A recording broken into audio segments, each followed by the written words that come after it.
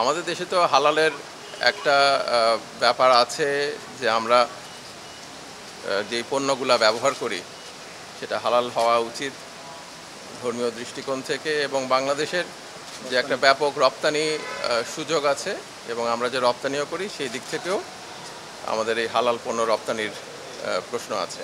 এটা বাণিজ্যিকভাবে আমাদের জন্য অত্যন্ত গুরুত্বপূর্ণ, আর তাই এই কাজ শুরু করার মধ্যে দিয়ে আমরা আন্তর্জাতিক অঙ্গনে আমাদের ব্যবসায়িক যোগাযোগগুলো বাড়াতে পারবো এবং আমাদের পণ্য রপ্তানি করতে পারবো।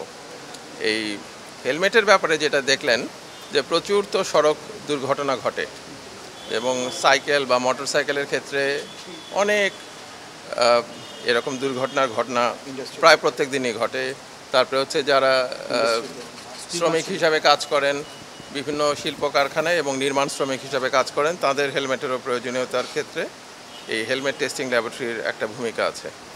আমরা আশা করছি যে বাংলাদেশ এখন পর্যন্ত তো আপনারা দেখেছেন যে বিদেশ থেকে আমদানি করা হেলমেটগুলো আমরা টেস্ট করছি।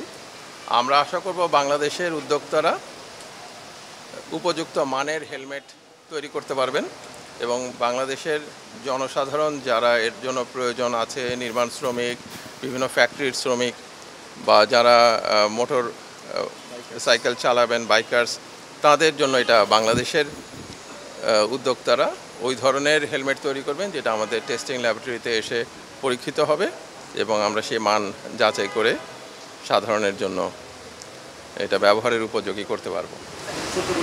হালাল মার্কেটের যে গ্লোবাল মার্কেট 3.3 বিলিয়ন, আমরা এক্সপোর্ট করি 800 সামথিং, মানে খুবই কম। আপনার কাছে কি মনে হয় ল্যাব হইলে আমরা আসলে কতটুকু এক্সপোর্টের দিকে যাইতে পারবো বলে আপনার? আমাদের এটা বাড়বে, সুযোগ বাড়বে। আমাদের তো সবসময় এই হরাইজনটা বড় করার চেষ্টা।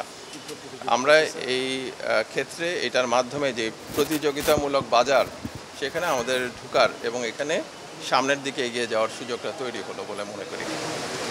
আরেকটু জানতে চাই স্যার, আমাদের তাহলে এই হালাল সার্টিফিকেটটা কিন্তু বিএসটিআই দিবে। আমরা জানি যে আমাদের ইসলামিক ফাউন্ডেশনও একসঙ্গে বসে যেই কমিটি আছে সেই কমিটিতে ইসলামিক ফাউন্ডেশনের প্রতিনিধিরাও থাকবেন। এই বিএসটিআই-এর এই পরীক্ষার ভিত্তিতে এই কাজগুলি হবে।